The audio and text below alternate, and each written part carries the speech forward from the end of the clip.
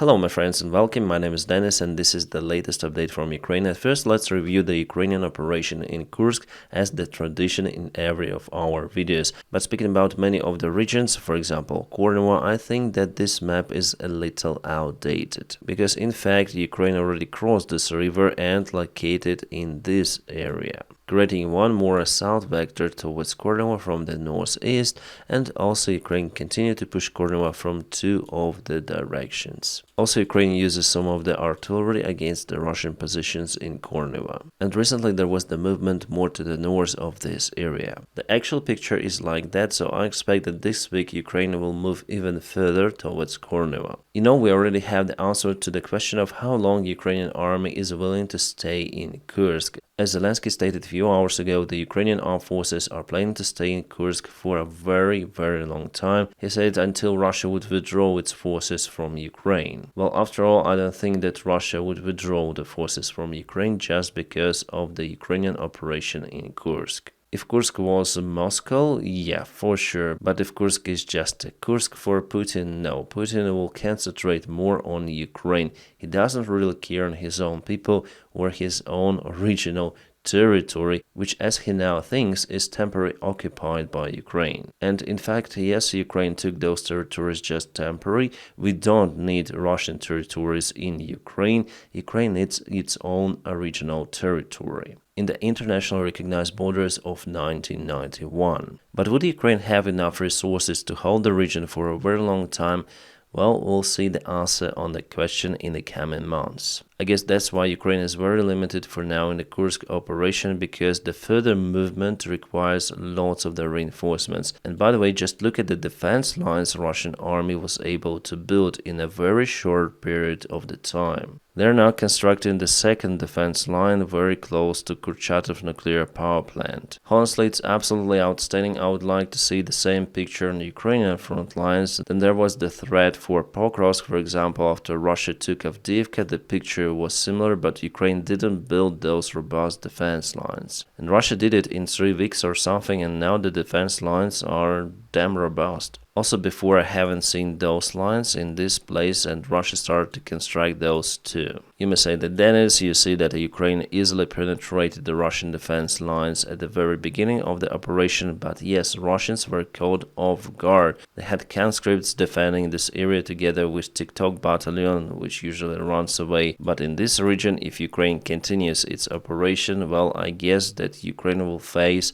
a tremendous resistance from the Russian side. So Ukraine needs more reinforcements to continue the operation to reach this very important highway and probably Kurchatov nuclear power plant, but Ukraine is very limited right now because it needs the forces to stop the Russian assaults in the Pokrovsk direction and in general on the eastern side of Ukraine. That's why the Kursk operation comes to the standstill. Alright, but what Russian army is doing in the Kursk Oblast? Well, as usual, they're looting. For example, they're stealing this car which has the flag communist flag. So the owner of the flag praised the Russian army probably and all this Russian Mir philosophy. The Russian Mir came to him, to his home. Many locals left the area, sometimes leaving their belongings behind, including their cars. Now it's time for the Russian soldiers to loot everything. I wonder how they want to take this car with the help of the hammer. Also, the Russian army confiscated this electrical scooter from one of the households.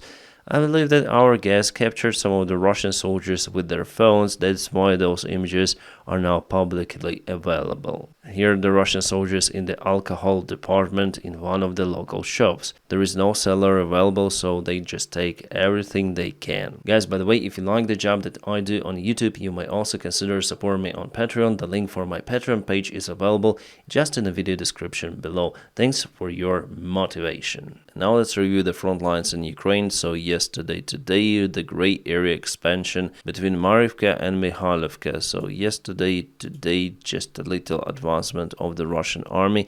So the pace for the second day consecutive for the Russian assaults slowed down. I'm just gonna switch to the satellite image for you to see a more detailed picture, and I will move my image to the right. So Russia advances in Davydov, unfortunately with a faster pace, and here they're bypassing Vodene a little from this side. So it was yesterday and it is today. They're also going to this some sort of the factory facility, and they already cut this road. So again, yesterday and today. Well, honestly guys, with this movement I have no doubts that Russia will take Vuhledar under control, mostly from the eastern side. They were not able to take it from the south, losing lots of the forces, but now they changed their tactics, and it looks like Ukrainian defense wasn't ready for this movement of the Russian side. Let's check out the animation for a single month. So you see that Russia day by day is taking the ground. Yeah, sometimes they're not moving, but almost every day they move at least few hundred meters. Now they're very close to Vodene. And here we have the update on the eastern front lines, Pokrovsk direction. So Russia moves there very fast, but as I said to you, for the last couple of days, the assault of the Russian army slowed down by Ukrainian defense. Also near Vuhledar, Russia moved westbound, so they occupied one of the villages. The name of the village is Prechistevka, so it's the latest update. Other than that, there were no movements of the Russian side, and Putin in his interview said that he is very happy about the Russian army advancement. He said that for a very long time Russia advances with a high pace, taking square kilometers day by day. But for Putin to occupy the entire Ukrainian territory, well, it's just impossible with the resources he currently has. This success is definitely a success for the Russian army, but for now it's quite limited. Yes, potentially Russia would create a big risk for the Donetsk Oblast if they take Pokrovsk. They might even go to the north, encircling all of those settlements, which are very hard or almost impossible to take with the frontal attacks. But still it requires the enormous amount of the reinforcements from the Russian side. The occupation of the Donetsk Oblast is just impossible without announcing a new mobilization in Russia. I believe that it will be announced. But even with that, Russia struggles with other military resources, with the armored vehicles and many more. So yes, there is the risk for Pokrovsk, but the occupation of Donetsk Oblast, well, I don't think that it's possible in a nearby perspective. I mean, in a coming couple of the years. Remember that Russia occupied Avdiivka, and they started this operation later on, so it goes for many months already. There is one more thing, however, that might increase the pace of the Russian army attacks: the collapse of the Ukrainian front lines. And actually there is a risk of it, because from what I know, after Pokrovsk there are no significant defense lines built by Ukraine to protect, for example, Dnipropetrovsk Oblast. Can Ukraine defend Pokrovsk? Well, yes, at this stage it can. But we need to be honest, there is a very low probability for Ukraine to keep Pokrovsk after all. Some of the new pictures of the Belarus armed forces which they sent to the border with Ukraine. Definitely Belarus escalates with that movement, and by the way, they put larger B tactical signs on their vehicles. Before they were very small, but still those tanks are in lack of the drone protection. If they wanted to use those as the modern day fighting machines,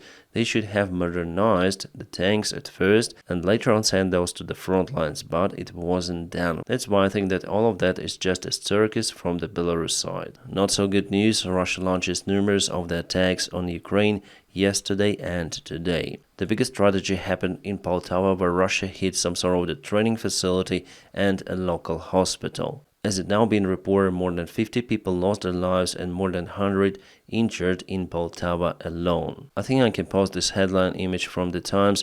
They spoke about 47 people and now 50 now confirmed dead because of the Russian strike. Unfortunately, that number is estimated to grow. Russia's stroke facility with Iskander missiles, they say that there was the formation of the Ukrainian soldiers right in front of the building.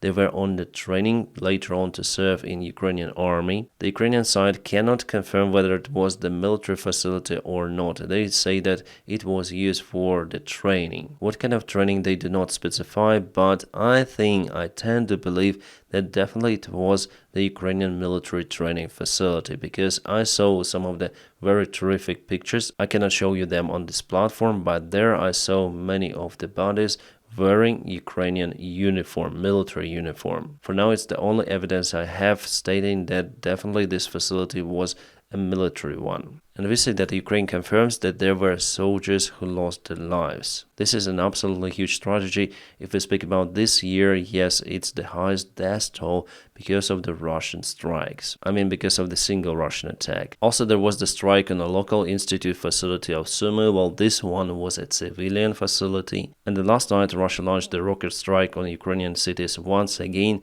targeting even Lviv city, the central part of it. Guys, more information I share on my Telegram channel. By the way, you may find it in the video description just below. And there I post something that I cannot share on YouTube platform because of the video hosting restrictions. So why Russia is striking the Ukrainian infrastructural facilities? Well, first of all, they want Ukrainians to suffer with no electricity, no water, no proper infrastructure, and under the bomb strikes. By doing so, Putin is like saying, okay, Ukrainians, you will have to leave Ukraine or you will have to stay in your country with blackouts and you will not have your normal life, or you should accept Russia ruling your country, and there is no compromise on that from Putin's side. According to the forecast for the coming winter, more than 400,000 Ukrainians will leave Ukraine because of the blackouts and the issues with the heating systems, because the winters in Ukraine could be very cold as in Russia sometimes. But actually the number of Ukrainians who will leave Ukraine this year could be up to 1 million. And for Putin, this scenario is also good. He needs either a deserted place or the place where people would obey Russian regime. Ukraine is relatively a big country, so unfortunately it cannot protect all of its territories. So how Ukraine might potentially find a threat? Well, from the Russian strategic bombers, there is absolutely no way, because they launched their missiles from a very, very far distance from Ukraine. But Ukraine may still target the local Russian airfields, which are not far away from the Ukrainian border, and also the Iskander launching spots. And it seems like after all, the United States of America agreed on supplying of the long-range missiles to Ukraine. The name of the missiles is AGM-158 GASSM. According to Reuters, those missiles are already included in the autumn military package for Ukraine and will be used on Ukrainian F-16s. Right before that announcement, the United States agreed with Lockheed Martin to increase the production of those missiles. That's how the missile looks like. Also, it has some certain wings. After it separates from the airplanes, they extend. AGM-158, as you may see, and I believe that Ukraine will receive the modification A, with a range of 370 kilometers or 230 miles. Also, those potentially could be used on the Ukrainian Sukhoi 24 Soviet-made bombers. At least Storm Shadow and Scalp cruise missiles are used from those aircraft types. But F-16s also for sure. That's the great news we have relative to the long-range weaponry supply for Ukraine. Meanwhile, Biden was asked about the long-range weaponry permission for Ukraine to be used against the Russian military airfields. Well, he answered that the policy of the United States stays the same. It means that Ukraine for now will not obtain that permission, but we're gonna wait until the cruise missiles arrive to Ukraine. Finally, I believe that the United States will give that permission because it's the White House administration restriction only. Guys, 3 days ago I told you about Dmytro Kuleba, who is the Ukrainian foreign minister and who fucked up his job in Poland. Well, we have the information that he will be dismissed from his position, as by the way as many of the Ukrainian ministers. Well, this guy is damn incompetent, so I hope that the new foreign minister will do his or her job much better. Also, the good news that the drone army commander whom Syrskyi put in charge of that position, Roman Hladky, is being dismissed from his position. He is now under investigation by the Ukrainian internal intelligence. As people found out, he has tight connections with Russia, so this information was spread by many of the bloggers, including me. Many of the journalists also put their light on this guy. So finally, because of this hype, the internal intelligence opened the case, the investigation against this guy. But why Syrskyi put him in charge in the first place? I have no response for that. Ukraine started to use the new types of the drones. I call them the napalm drones. They fly and throw so-called thermite, the high flammable substance which burns for quite a long time. Before I saw this video, so drone just flies through the tree line with the Russian positions there and just flames the Russian trenches. Yeah, unfortunately there are wildfires because of it, but the Russian position is definitely eliminated. I would say it's way more effective compared to the drone drops. The only disadvantage here that the drone flies very low to the ground and very slowly, so it's a good target for any sort of the drone jammers or simple shotguns. My friends, now please don't forget to press your huge like to this video. By doing so, you help me a lot. And as usual, I wish you all a peaceful sky wherever you are and have a great time.